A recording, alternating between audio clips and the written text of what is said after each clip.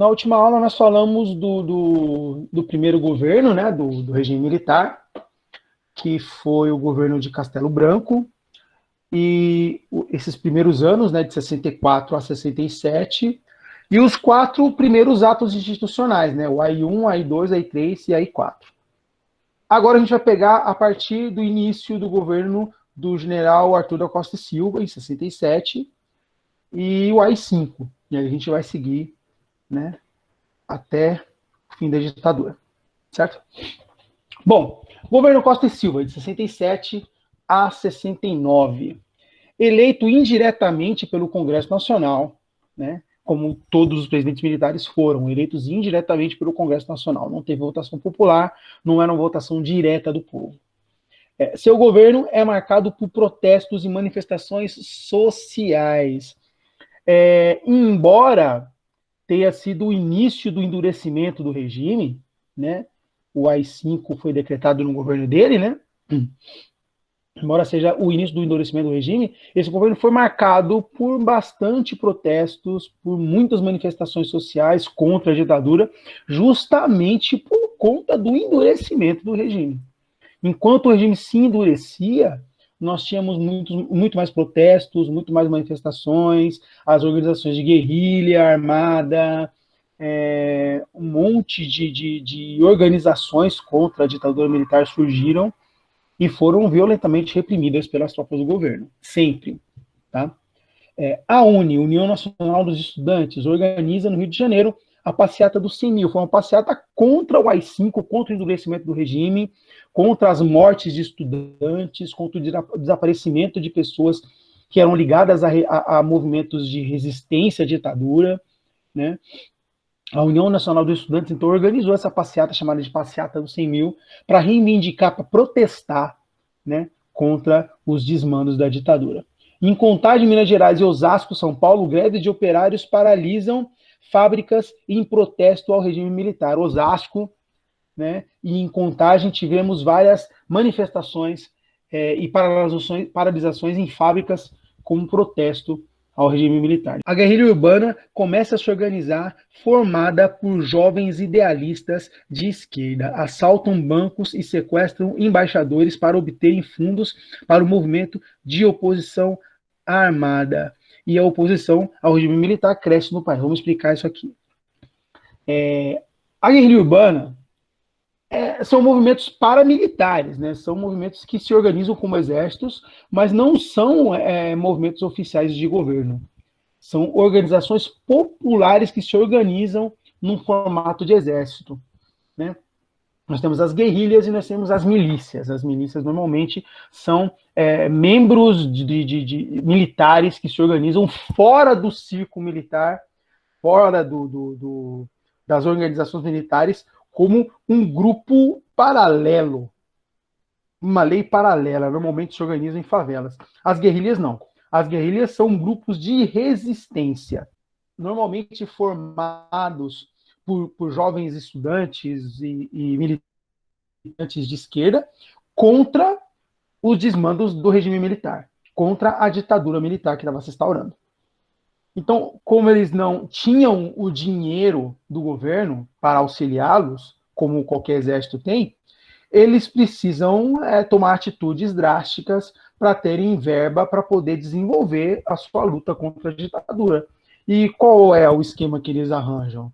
Né? Assalto a banco, né? E sequestro de membros de governos externos que estão no Brasil, embaixadores, diplomatas e tudo mais, para poder ter algum tipo de benefício para a guerrilha. Né? Verba e benefício para a guerrilha. No caso dos assaltos da banca, é para ter verba para comprar arma, para interceptar arma, para poder fazer a guerrilha, para poder fazer o confronto. Né? Esses sequestros são para normalmente obter libertação de algum preso político. Isso é o normal. Né? Isso aconteceu, por exemplo, com o embaixador Charles Elbrick, né?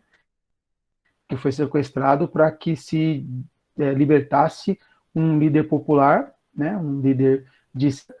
E eles conseguiram com que esse líder fosse libertado com o sequestro do embaixador e tudo mais. Essas guerrilhas então se organizaram para poder conseguir combater igual para igual o aparato militar e a força bruta com que a ditadura militar se colocava no Brasil.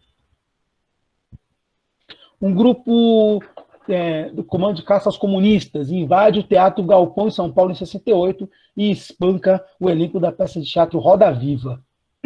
Através dos festivais de música, os artistas como Caetano Veloso, Gilberto Gil, Rita Lee, Geraldo Vandré protestavam contra a ditadura. Muitos desses músicos e programas de rádio e TV que falassem contra o governo eram censurados. Olha que a tropicália, né? Jorge Benjor, Caetano, Gil, Rita Lee, né? Aqui, o Chico Buarque com o MPB4.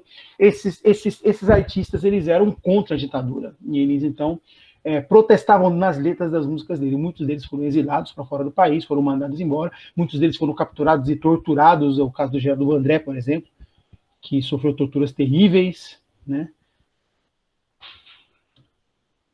68. Imagens contra a cultura, guerra e revolução. Aqui nós vemos aqui Che Guevara, contra a censura pela cultura, Martin Luther King, aqui o Thierry Henry, né?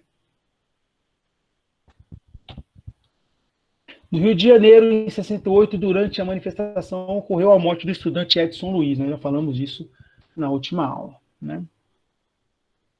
Igreja da Candelária é cercada durante a missa de sétimo dia de Edson Luiz.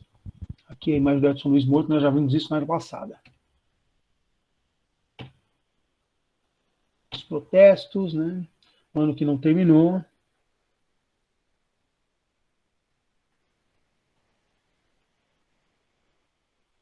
Os militares queriam a todo custo se manter no poder, né?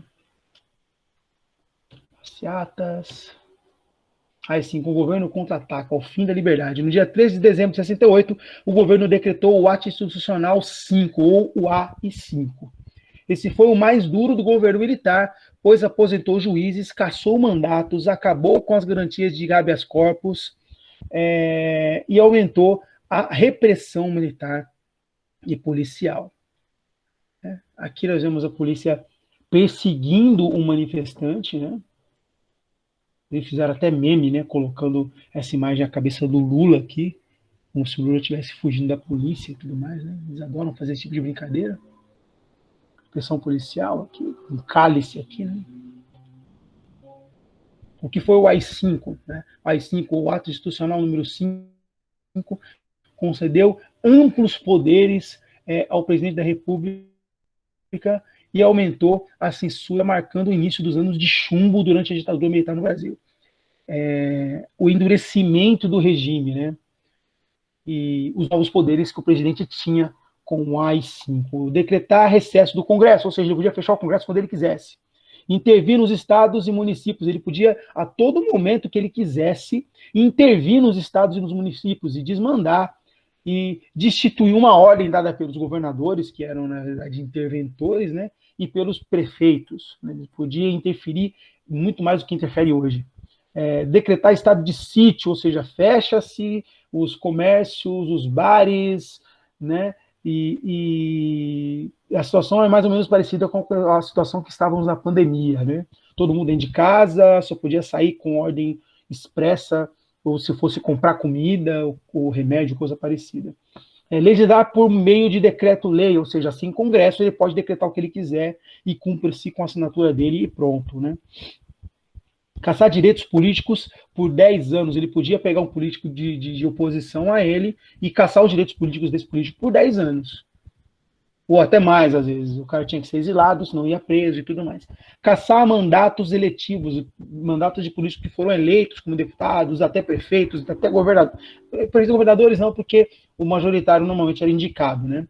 Mas os senadores, deputados, né, vereadores, ele podia caçar esses mandatos dessas pessoas que foram eleitas quando ele quisesse, por ser oposição a ele apenas. Demitir ou aposentar juízes e funcionários públicos que legislassem contra o governo militar, que fossem oposição ao governo. Ele podia simplesmente demitir ou aposentar compulsoriamente esses juízes.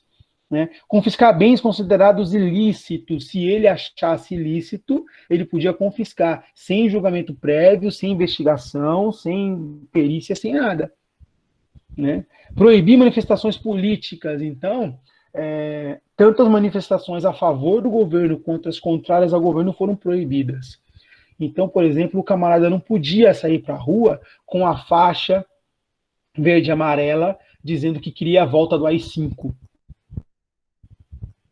porque ele não podia protestar. Tanto o protesto a favor quanto o contra também não era permitido. Então, essas pessoas que estão aí indo para a rua protestar, pedindo a volta do AI-5, não podiam nem fazer isso quando estiverem de novo no AI-5. Elas não têm ideia do que estão fazendo, e quem defende esse tipo de coisa não tem ideia do que está fazendo. Não tem a menor ideia do que está fazendo. Suspender habeas corpus nos casos de crimes políticos. O que é suspender? O habeas corpus é o direito do camarada responder ao crime que ele cometeu ou de que ele está sendo acusado em liberdade. E a suspensão do habeas corpus é a decretação da prisão simplesmente por você ser contrário ao governo, sem direito de responder em liberdade por esse crime. Tá? Isso é uma coisa terrível. Né? Como é que você vai se defender se você está preso e você não pode sair para se defender? Né? Ah, mas o AI só servia para bandidos e baderneiros. Não era tão simples assim. Vejamos alguns exemplos. Né? Eu falei sobre isso na aula passada, mas vamos repetir. Né? 10 coisas que você não poderia fazer se o AI-5 estivesse em vigor. 1. Usar redes sociais. Se tivéssemos no AI-5 ainda hoje, não ia ter Facebook, não ia ter Instagram, muito menos WhatsApp. Né? Twitter, então, jamais. 2, andar em grupos pelas ruas, não ia poder andar de galera. Vamos ali na casa de fulano, vamos, passa na casa de tal, vamos ali na casa do outro, então juntava 3, 4 e vamos na casa do camarada. Não pode também. Porque isso é formação de bando, formação de quadrilha. Ia todo mundo pra cadeia. 3, ter acesso a qualquer conteúdo na internet. Não ia ter internet no Brasil se tivesse AI-5. Simples assim. Tá? Não ia ter internet, você não ia poder fazer pesquisa no Google, não ia poder ter rede social, não ia ter nada. Né? 4, participar de protesto. Que protesto? Quem protesta é vagabundo. Pessoa de bem aceita o que está acontecendo, cala a boca dela e segue a vida. Se você está protestando é porque você é um vagabundo. É isso que ia acontecer com você. 5, ter um blog. Nem ia ter internet, como é que vai ter blog? Simples. 6, cantar e ouvir músicas com conteúdo político. Não ia poder ouvir musiquinha da Tropicália que criticava o governo. Não ia poder ouvir Chico Buarque, não ia poder ouvir Caetano, não ia poder ouvir Detonautas, tendo no Bolsonaro como se bate no, né? Não ia poder ouvir Rage Against the Machine, não ia poder ouvir Pink Floyd. Tudo música de protesto. Não pode ouvir. Tem que ouvir só a música que o governo determina. Até nisso eles mandam. 7, fazer greve. Greve é coisa de vagabundo. Quem quer trabalhar, trabalha. Né? Quem faz greve é porque é subversivo. Subversão é crime. 8, falar mal do presidente da República. Eu já estava preso faz tempo. Já pensou? Minha nossa. 9, organizar, não li direito aqui, reuniões e festas. Festa só festa de família. Não ia ter balada, não ia ter baile funk, não ia ter rock na sede dos motoqueiros, não ia ter nada disso. Não ia ter show de música, não ia ter banda de garagem, não ia ter nada. Não ia ter festa. É só festa de família. Aniversário da tia velha gorda. Não sei se ia ter. Mais nada além disso. 10. Usar a camiseta com foto do Che Guevara. Tirando essa que não tem muita necessidade mesmo, né? As outras são coisas que afetam vocês diretamente, por exemplo. Né? Eu falei da camiseta de Che Guevara, não é brincadeira, evidentemente. Né? Você usa se você quiser, você é obrigado, você não é obrigado a nada. Mas as outras 9 opções que eu dei aqui são coisas que vocês fazem normalmente na vida de vocês, cotidiana. Tanto vocês estudantes, quanto pessoas que estão entrando no mercado de trabalho agora. Fazer uma greve é uma coisa normal hoje. Né? Participar de um protesto é uma coisa normal hoje. Nada disso vocês poderiam fazer. se estivéssemos no AI-5 hoje. Então, tome certo cuidado antes de defender certos posicionamentos, né? E irem para a rua falando, olha, nós com a faixa aberta, assim, nós queremos a volta do AI-5 pela democracia. Mano, pensa, lê, estuda um pouquinho. Porque o AI-5 é o ato mais antidemocrático que o Brasil já teve. Em toda a sua história. Governo Médici, de 69 a 74. Agora, com os poderes excepcionais garantidos pelo AI-5, a ditadura pôde criar uma nova estrutura repressiva especializada no combate à oposição. Olha como isso é grave. Se você é oposição ao governo, você vai ser convidado a embaixo o slogan Brasil, ame-o ou deixe-o. Ou você apoia o governo, mas antes do exílio você vai ser capturado, vai ser levado para os órgãos de repressão da ditadura, vai ser torturado para entregar seus camaradas, né? Ó, fulano e ciclano também são, não me bate mais não, é mais ou menos isso, né? Depois de você entregar todo mundo, você vai ser exilado e mandado para fora do país, né? Vai ser obrigado a viver fora do seu país porque você não concorda com o governo. Muitos vão embora de maneira voluntária porque não concordam com o governo. Em outubro de 69, 240 oficiais generais indicam para presidente o general Emílio Garrastazu Médici, que foi presidente de 69 a 74, ex-chefe do SNI. Em janeiro de 70, lei inicia forte censura aos órgãos de imprensa. Combate com repressão aos movimentos de oposição à ditadura. Combate às guerrilhas urbanas e rurais, utilizando inclusive métodos de tortura. Vamos voltar em janeiro de 70. Uma lei inicia forte censura aos órgãos de imprensa, ou seja, a imprensa não era mais livre para dizer o que ela achava que devia dizer. A imprensa não era mais livre para apoiar um político de oposição. A imprensa não era mais livre para falar contra o governo. Toda e qualquer atitude de oposição ao governo era veementemente combatida pelo governo e censurada. Né? Tudo que fosse ao ar tinha que passar pelo crivo dos militares antes de ir ao ar. E se eles achassem que isso não estava correto, aquilo não ia ao ar. A mesma coisa acontecia com a imprensa impressa. Antes de se publicar o jornal, a revista, o periódico e tudo mais, os órgãos de censura do governo viam esse conteúdo, e se esse conteúdo não agradasse a esses órgãos do governo, então esse conteúdo não era publicado, não podia ser publicado, ele era censurado. A mesma coisa acontecia com música, com poesia, com programas de TV, com programas de rádio. Tudo que tivesse conteúdo que os militares considerassem subversivo, esse conteúdo não seria liberado para publicação. Certo? Então, você não tinha mais liberdade de expressão. A liberdade de expressão acabava aí. Combate com repressão aos movimentos de oposição à ditadura, como eu acabei de falar, todo movimento de oposição à ditadura era reprimido violentamente, normalmente violentamente. Combate a guerrilhas urbanas e rurais, utilizando-se inclusive de métodos de tortura. Aquelas guerrilhas que estavam surgindo lá no governo do Costa e Silva, né, começaram a ser combatidas no governo Médici de maneira bem violenta, e elas foram sumindo, se dissipando, surgiram outras, e essas outras que surgiram também foram dissipadas, e a todo momento surgiam novas guerrilhas, e outras guerrilhas foram sendo extintas, seus membros foram sendo mortos, exilados, presos, torturados, e aí começaram a surgir os desaparecimentos das pessoas na ditadura militar a partir daí. Todo mundo que era contra o regime desaparecia, né? E depois de muitos anos, descobriu-se um cemitério clandestino em Perus, em São Paulo, onde essas pessoas eram mortas e enterradas. Né? A maioria dessas pessoas foi morta e enterrada clandestinamente nesse cemitério em Perus. Né? Por que clandestinamente? Porque a ditadura não queria assumir as mortes, não queria parecer amar da história, queria colocar a maldade da história nas guerrilhas. Né?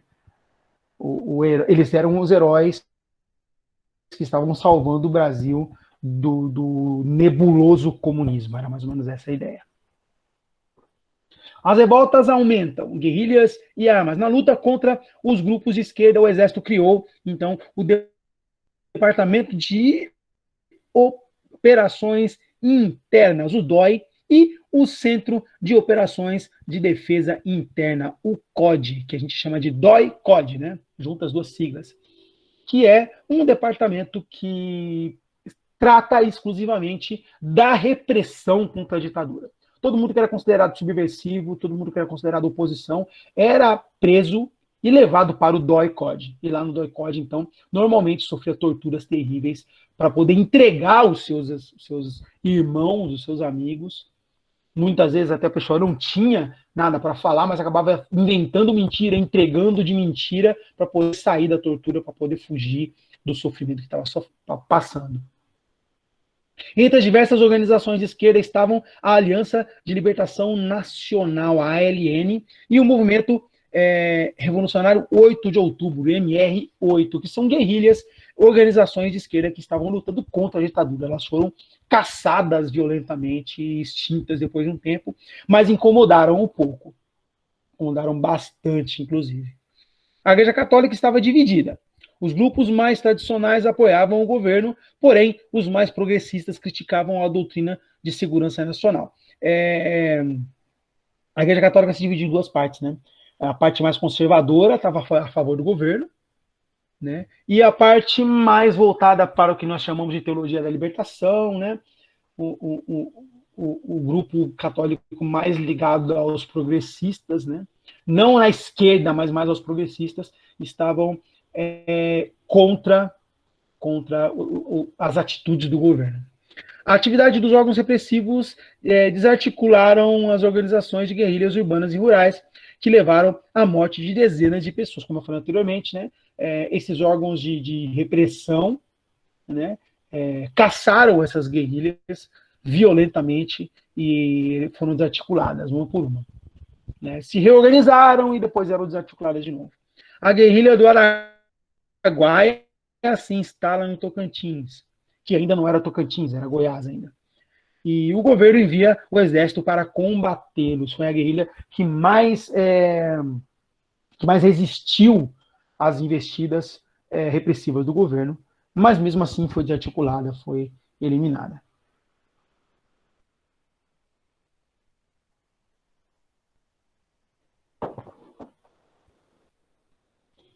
O que foi a Guerrilha do Araguaia? Né? Aqui nós temos uma explanação bem ampla do que foi a Guerrilha do Araguaia. Eu não vou conseguir ler isso aqui agora, porque eu enxergo muito mal. Mas os slides estão no Google Classroom, depois vocês podem abrir esses slides e caçar esse slide lá e ler com calma para entender o que foi a Guerrilha do Araguaia. Foi bem interessante. Ordem e progresso, as torturas na ditadura. Agora vai ficar pesado. Nós vemos aqui a bandeira brasileira e na faixa ordem e progresso sendo utilizada como um pau de arara, né? E um peso sendo torturado no pau de arara. Aqui um oficial chegando com um cacetete, né? Aqui, tortura do choque. O pau comeu solto até 74, quando o presidente Ernesto Geisel tomou medidas para diminuir a tortura. Então, durante o governo do Médici, né, se desenvolveu uma política de repressão ostensiva e violenta contra a oposição e a prática da tortura.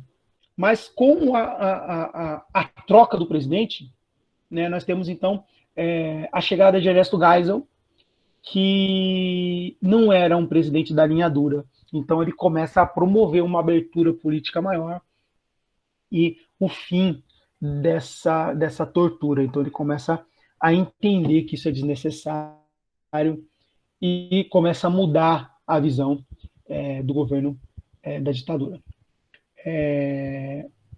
Ele fez, então, medidas que diminuíram a tortura e diminuíram essa repressão ostensiva. Né? Afastamento de vários militares da tal linha dura do exército. Então ele foi afastando esses militares que eram da linha dura para tentar abrandar esse aparato ostensivo da ditadura. Mas aí esses militares que foram afastados, que eram da linha dura, então formaram milícias ligadas à linha dura que agiam da mesma forma.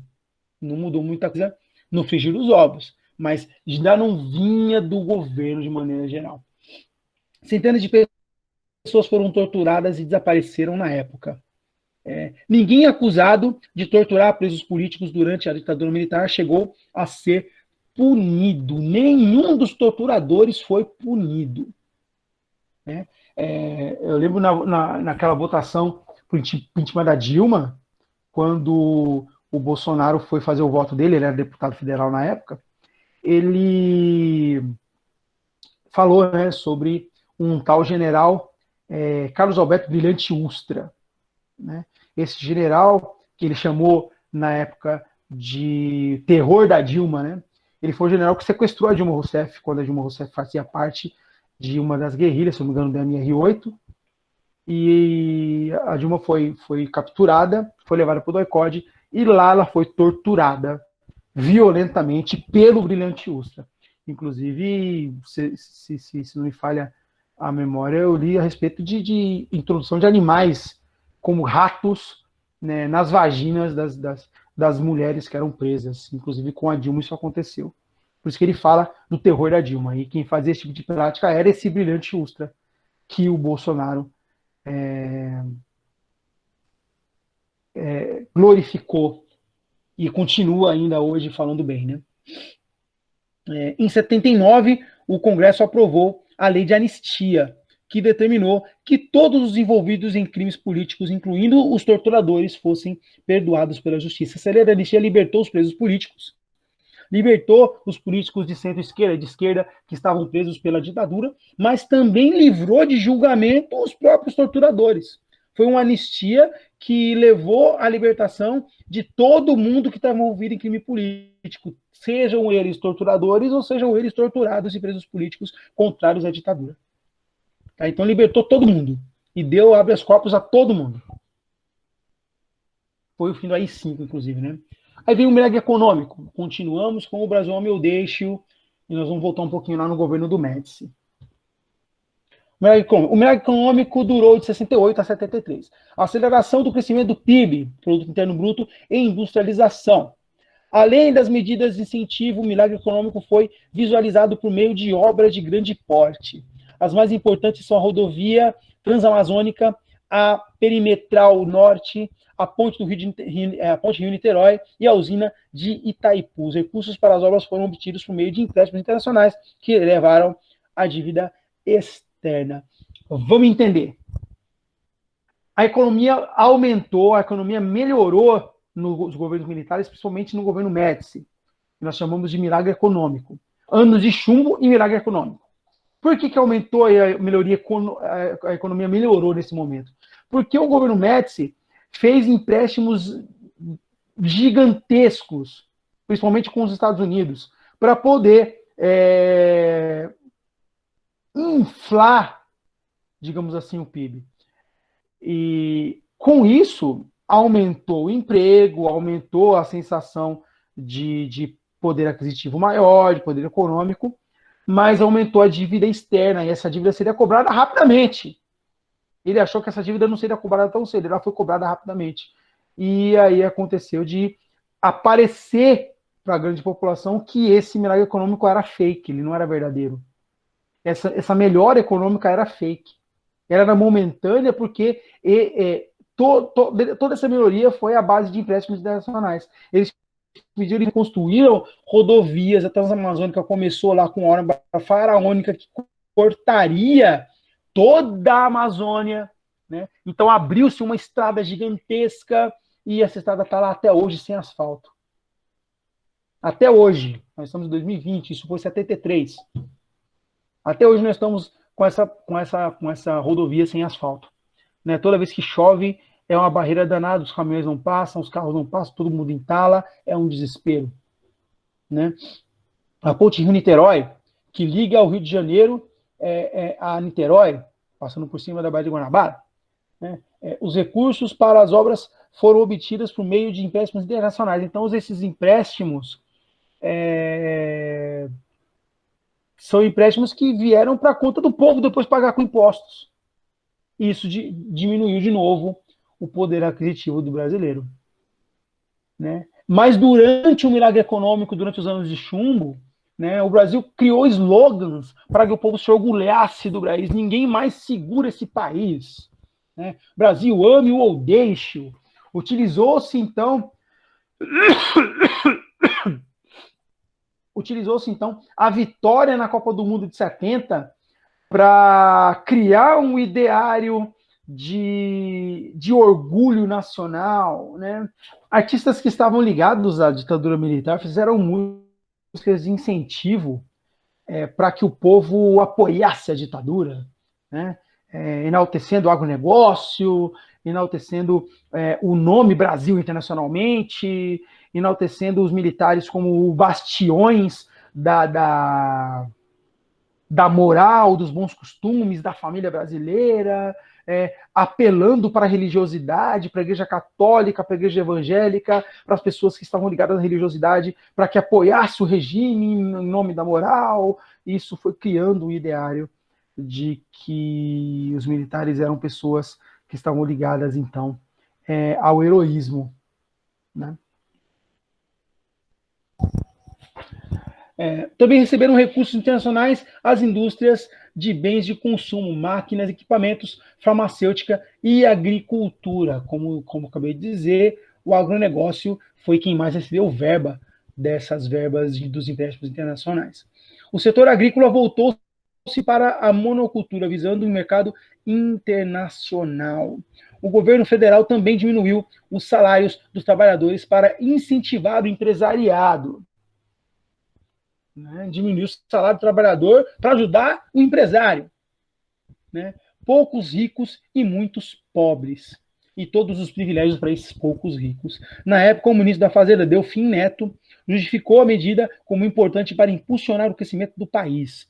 O Brasil ocupava a posição de 8ª economia do mundo. Era um milagre econômico no Brasil. O Brasil crescia economicamente às custas do povo. Às custas do povo. O povo pagava impostos altíssimos e os ricos eram poupados desses impostos para que o setor empresarial tivesse um incentivo e crescesse. Então, cortou-se salário, aumentou-se impostos do povo e diminuiu a carga tributária das empresas e dos ricos e davam garantias muito maiores aos ricos para que esse milagre acontecesse. É exatamente o que o governo Bolsonaro tenta fazer agora aqui.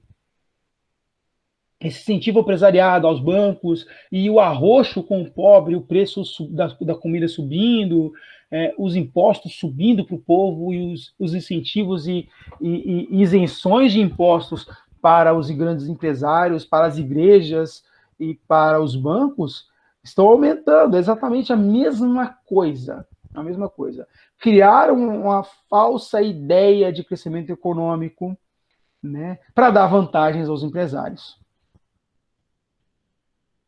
Houve um milagre? Positivo. Construção das obras importantes, usinas e pontes, aceleração da industrialização, incentivo à indústria da construção civil e a criação de sistema financeiro habitacional, né? A criação das Coabs, por exemplo. A abertura de estradas, a melhoria da urbanização, tudo isso foram pontos positivos dentro do milagre econômico. E negativos. Aumento da pobreza, por causa do aumento da taxa tributária para os pobres, por causa da diminuição e arroxo salarial, né? O aumento do preço das coisas, né? A inflação, como eu acabei de falar, aumento da inflação, preços mais altos, redução do poder aquisitivo do povo, de compra do trabalhador pobre, né? Investimento mínimo em saúde, educação e previdência social. É claro que eles iriam investir o mínimo possível em educação, porque para os militares, quanto menos esse povo pensasse, melhor. Né? Nas escolas eram retirados dos currículos os cursos de sociologia e filosofia e diminuíram para uma aula apenas por semana o curso de história e geografia. Né? E mesmo assim, essas aulas eram direcionadas pelos próprios militares. Os livros eram escritos por órgãos ligados aos militares para enaltecer o regime e para criar heróis nacionais ligados aos militares e à elite brasileira. Então, houve uma modificação na maneira de pensar e até um impedimento de que esses estudantes desenvolvessem senso crítico.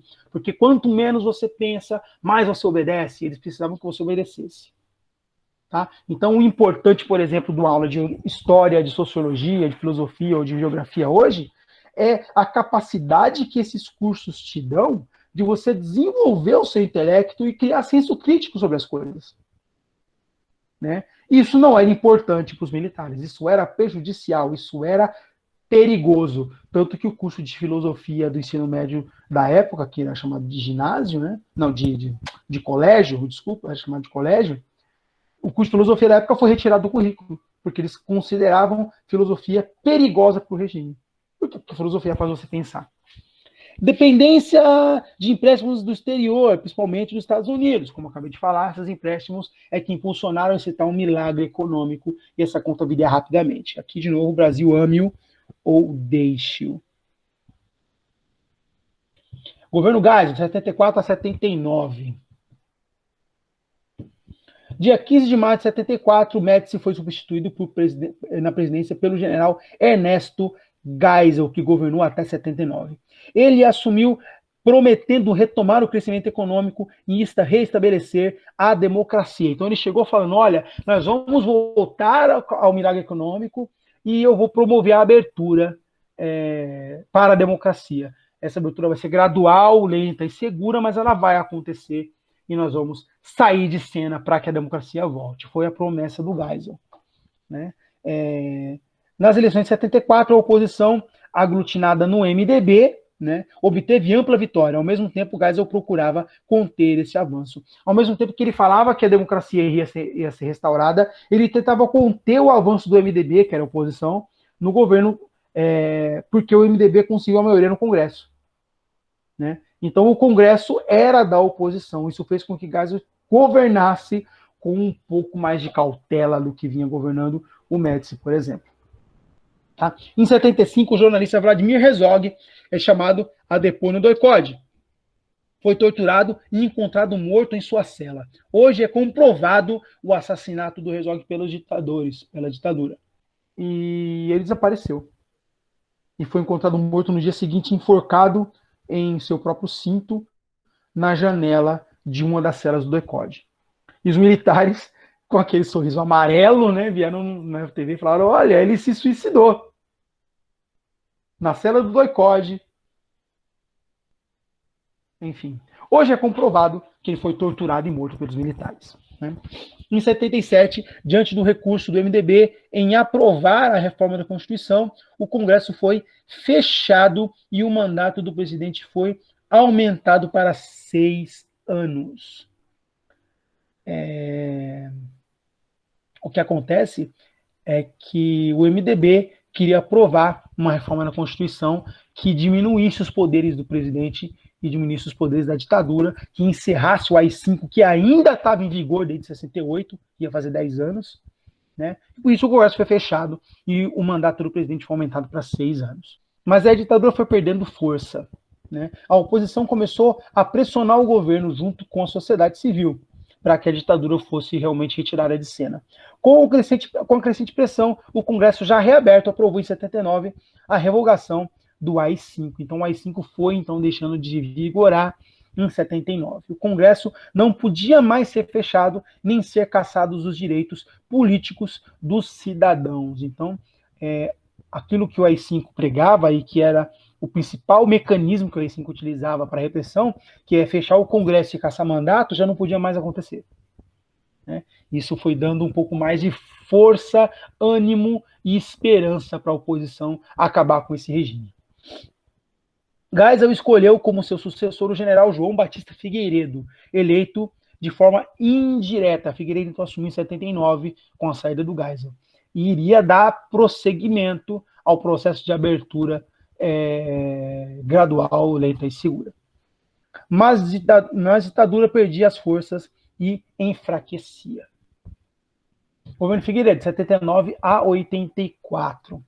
Figueiredo assumiu o cargo em 15 de maio de 79, com o compromisso de aprofundar o processo de abertura política. No entanto, a crise econômica seguia adiante e a dívida externa atingia mais de 100 bilhões de dólares e a inflação chegava a 200% ao ano. Chegou um momento dessa inflação que você ia no mercado pela manhã e comprava um papel higiênico vamos supor aqui, eu não lembro dos valores da época, porque eu era muito pequenininho, mas vamos supor que você comprasse um papel higiênico pelo valor de R$ 4. Não era real a moeda da época, mas comprou por R$ 4 de manhã. Se você voltasse à noite, esse papel higiênico estava custando R$ 6,50. E no outro dia, pela manhã, 10. E no mesmo dia, à tarde, 12, 13,50. E no outro dia, 15. Isso era a inflação que estava acontecendo no governo Figueiredo, e isso se agravou ainda mais depois do governo Figueiredo, no final da década de 80, no governo Sarney, que é resquício ainda do que aconteceu nos governos militares. A prova da lei da anistia, né, perdoando exilados, presos políticos e torturadores. As reformas políticas continuaram sendo realizadas, mas a linha dura continuava com o terrorismo. Surgiram vários partidos, entre eles o Partido Democrata Socialista, o PDS, que veio da Arena, era o partido dos militares, né? E o Partido dos Trabalhadores, o PT, que foi um partido que surgiu de dentro do MDB. Né? Então tínhamos o MDB e surgiram vários partidos. O ressurgimento do PCB, o ressurgimento do PTB, o PSD, o PDS, né? Vários partidos foram surgindo nesse momento. E aí nós tivemos a organização de vários organismos de resistência à ditadura, advindos então de partidos políticos, e o surgimento de vários líderes populares que iam lutar contra a ditadura, entre eles o Lula, por exemplo, que veio em 79 do Sindicato dos Metalúrgicos e foi um dos fundadores do PT, ainda hoje aí no cenário político nacional, já enfraquecido, mas ainda hoje no cenário político nacional. As lutas e protestos contra a ditadura foram se multiplicando Brasil afora. As diretas já. Em 83 teve início, então, em todo o país, uma campanha pelas eleições diretas para presidente, as diretas já. A união de várias lideranças políticas, com Fernando Henrique Cardoso, Lula, Ulisses Guimarães, entre outros, foram tomando corpo, né? E aí esse pedido pelas eleições diretas para presidente foram tomando conta do país inteiro. Um movimento que chegou ao auge em 84, quando seria votada a emenda do Ante de Oliveira, que pretendia restabelecer as eleições diretas para presidente. A emenda do Ante de Oliveira era uma emenda que foi criada pedindo as eleições diretas. Ela foi votada em 84, mas ela foi rejeitada. Logo depois da derrota de 25 de abril, grande parte das forças de oposição resolveu participar de eleições indiretas para presidente. O MDB lançou o Tancredo Neves para presidente e José Sarney para vice. O PMDB, que era o MDB antes, né, virou PMDB e agora voltou a ser MDB hoje. Reunindo o colégio eleitoral, a maioria dos votos foram para Tancredo Neves, que derrotou Maluf, candidato do PDS. Desse modo, encerrava-se a ditadura militar no país. Vamos entender esse texto aqui, que ele ficou confuso. As diretas já foram derrotadas. Mesmo assim, a oposição, ou seja, o PMDB, um dos partidos da oposição, que era um MDB antes, né, resolveu lançar candidatura para presidente na eleição indireta. Né? Não teriam mais militares nas eleições indiretas. Então foi Tancredo Neves e Sarney, presidente e vice, e a chapa que os militares apoiavam era Paulo Maluf para presidente. Então teve a votação indireta e o Tancredo Neves venceu a eleição. Com isso, então, se encerrava a ditadura com a vitória de Tancredo. Ele seria o primeiro presidente civil do Brasil em 21 anos. Não era mais militar. Só que aconteceu um detalhe. Aconteceu que Tancredo Neves morreu antes de assumir. Né? E não se sabe até hoje se ele morreu de morte morrida ou morte matada. Né? Tancredo Neves morreu de uma diverticulite, o oficial, né? Um problema de intestino bem sério. Na véspera da posse dele, ele passou mal, foi internado e alguns dias depois ele morreu. Assumiu então o José Sarney, que ainda hoje está no governo como senador da República. Né? O Sarney, que deve ter mais de 90 anos já, ainda é senador, e nessa época ele assumiu porque ele era vice de Tancredo Neves. Aí fica incógnita, né? Tancredo morreu realmente de diverticulite, ou que ele foi assassinado? Não se sabe. Mas Tancredo morreu e Sarney assumiu, assim encerrando os governos militares nesse país.